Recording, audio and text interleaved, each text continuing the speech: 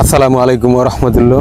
প্রিয় ভাইজানেরা, আপনারা যারা গরু লালন পালন করেন, বিশেষ করে যাদের ডেইরি ফার্ম আছে অথবা দুই একটি বকনা বা গাবি লালন পালন করেন, তাদের সব থেকে বেশি লসের মুখে পড়তে হয়। কারণ তাদের গাবি কনসেপ্ট করে না। মানে আপনার গাবি হিটে আসছে কিন্তু বীজ দেওয়ার পরে বীজ টিকে না অথবা রাখে না, এমনকি কয়েকবার দেওয়ার পরেও কনসেপ্ট করে না। তখন একজন খামারির মন মানসিকতা ভেঙে পড়ে এবং একসময় সে খামার থেকে আস্তে আস্তে সরে দাঁড়ায়। আর যারা দুই একটি গাবি বা বকনা লালন পালন করেন, তারা তা বিক্রি করে দেয়। এখন মূল কথা হলো গাবি কনসেপ্ট করে না কেন? হ্যাঁ বন্ধুরা, গাবি কনসেপ্ট না করার অনেক কারণ আছে। এর মধ্যে প্রধান কারণ হচ্ছে গরুর হরমোনাল ইনব্যালেন্স। আমরা অনেকে জানিই না যে এই হরমোনাল ইনব্যালেন্সটা কি। হরমোনাল ইনব্যালেন্সটা হলো 1 নম্বর পুষ্টির অভাব, যেমন protein, vitamin A, D, E, mineral, iodine, selenium, copper, zinc এর ঘাটতি হলে হরমোন নিঃসরণে সমস্যা হয়। নাম্বার 2, প্রজনন সংক্রান্ত সমস্যা, যেমন ওভারিয়ান সিস্ট অর্থাৎ ডিম্বাশয়ের সিস্ট, এন্ড্রোমেট্রাইটিস, ইউটেরাইন ইনফেকশন হলে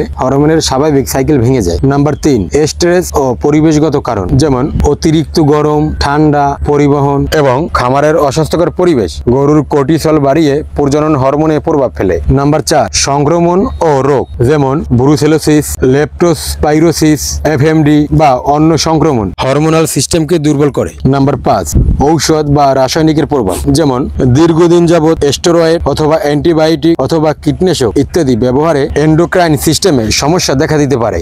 নাম্বার 6, বংশগত কারণ, যেমন কিছু গাভীতে জন্মগতভাবে হরমোন নিঃসরণের অস্বাভাবিকতা থাকে। এখন এই রকমের সমস্যা যদি আপনার গাভীতে অথবা গরুতে থাকে, তাহলে গাভী কনসেপ্ট না করার সম্ভাবনাই সব থেকে বেশি। এতক্ষণ বললাম গরুর সমস্যা, যে গরুর রোগ হলে অথবা কি সমস্যার কারণে বীজ কনসেপ্ট করে না অথবা গরু হিটে সহজে আসতে চায় না, এই সমস্যাগুলো এতক্ষণ বললাম আপনাদের মাঝে। এখন বলবো কৃত্রিম প্রজনন কর্মীর সমস্যা। অনেক সময় দেখবেন একজন প্রজনন কর্মী আপনার গরুর সিমেন্ট প্রয়োগ করছে, এরপর আপনার গরুর বীজ টেকে নেয়। পরবর্তীতে আপনি কি করলেন? অন্য একজন প্রজনন কর্মী ডাক দিলেন, সে বীজ দিলে সেটাও টিকলো না। অথবা আপনি ওই একই এআই কর্মী দিয়ে আপনার গরুকে 2 থেকে 3 বার প্রজনন করালেন, কিন্তু আপনার গরু কনসেপ্ট করলো না। আসলে এটার সমস্যাটা কি? একজন কৃত্রিম প্রজনন কর্মী যদি প্রজনন করার ক্ষেত্রে টাইম মেনটেন না করে, অর্থাৎ গাভী হিটে আসা কত সময় পরে বীজ দিতে হবে এবং গাভীর হিট কোন স্টেজে আসলে বীজ দিতে হবে, সেই হিসেব না করে প্রজনন করলে গাভী কনসেপ্ট না করার সম্ভাবনাই বেশি। এবং সঠিক সময় সঠিক জায়গায় সিমেন্ট প্রয়োগ না করা, মানে সিমেন্ট দেওয়ার নিয়ম হলো